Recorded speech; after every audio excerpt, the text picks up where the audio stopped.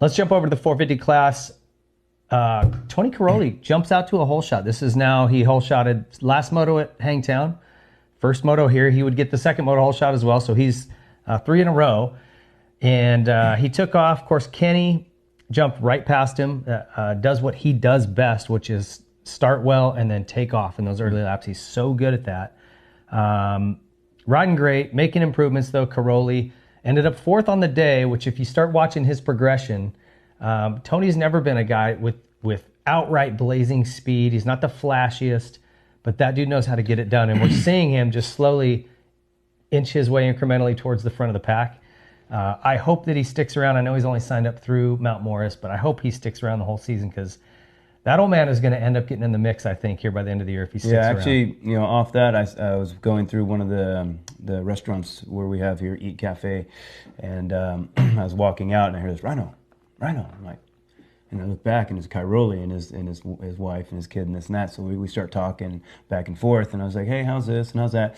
And one thing he mentioned was like, he goes, the hardest thing for him to get used to is the intensity in the beginning of the race. And you saw that the first motos, he hole shotted, then he went back, quickly went back to like 4th, but then he starts to move on up. And he says in Europe, they kind of take their time a little bit, get things sorted, and then they charge. Where here, we're so supercross trained. So it's just like instant, little switch on, go. And then figure your shit out, you know what I mean? And so that, he says, it's hard to get used to, and you're starting to see him do that. But a 9-time champion, 95, 97 GP wins.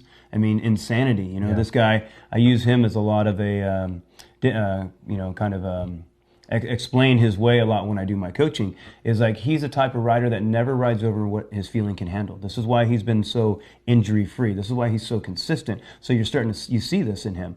This is what he has. That's it. Not going to ride over, not going to ride under, right there. And what that comes out at the end of the day is what it is. But he's there for the next race and the next race, and he starts to build up through the season, which I think you're starting to see. And I think the next race, I'm going to pick Cairoli to be top 3 just because it's not a fast track. And that's another thing he says, man, the tracks are so fast here.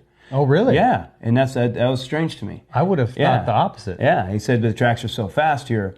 And so Mount Morris isn't a fast track. It's more of a technical, and he's really good at that stuff. Yeah. Those long GP ruts, more downhills, off cambers, you know what I'm saying? So I think he's going to be something for next weekend for sure.